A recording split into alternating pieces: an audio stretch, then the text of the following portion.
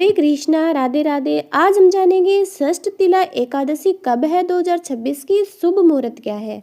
सभी भक्तजन चैनल को जरूर सब्सक्राइब करें। हिंदू धर्म में एकादशी का व्रत बहुत ही पुण्यदायक माना जाता है। यह दिन भगवान श्री हरि विष्णु को समर्पित होता है। मान्यता है कि एकादशी का व्रत करने से पापों का नाश होता है, जीवन की परेशानियां दूर होती है और मोक्ष का मार्ग खुलता है। माघ महीने के कृष्ण पक्ष में आने वाली एकादशी को षष्ठ तिला एकादशी कहा जाता है। यह व्रत खास तौर पर दान, तपस्या और करुणा का व्रत माना जाता है। षष्ठ तिला एकादशी 2026 कब है?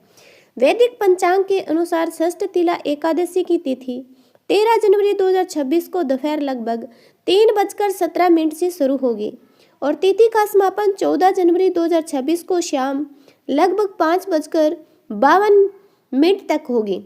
हिंदू परंपरा में उदय तिथि को महत्व दिया जाता है, इसलिए षष्ठ तिला एकादशी का व्रत बुधवार 14 जनवरी 2026 को रखा जाएगा। व्रत तोड़ने का समय है 15 जनवरी 2026 को सुबह लगभग 7 बजे से 9:30 तक रहेगा।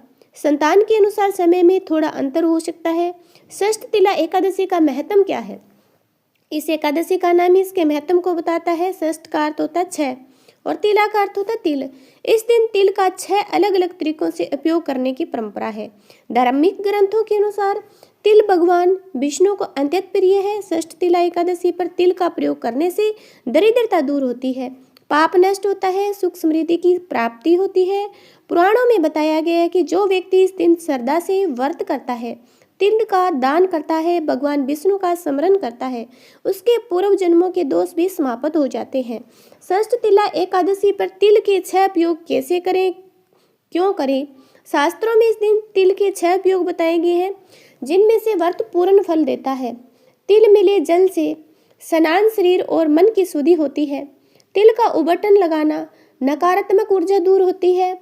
हवन में तिल की आहुति ईश्वर की कृपा प्राप्त होती है। तिल से तर्पण पितर दोष शांत होते हैं। तिल से बना भोजन ग्रहण करना, इसे प्रसाद रूप में खाना शुभ माना जाता है।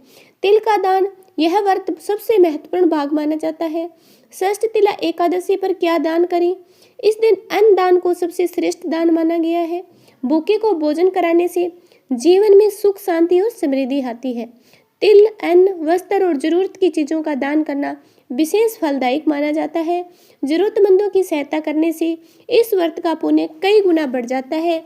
इसी प्रकार से हमारी छोटी सी जानकारी आपको अच्छी लगी है। ऐसी जानकारी को पाने के लिए हमारे चैनल को सब्सक्राइब करके एक प्यारा सा कमेंट जरूर करना। जय माता दी।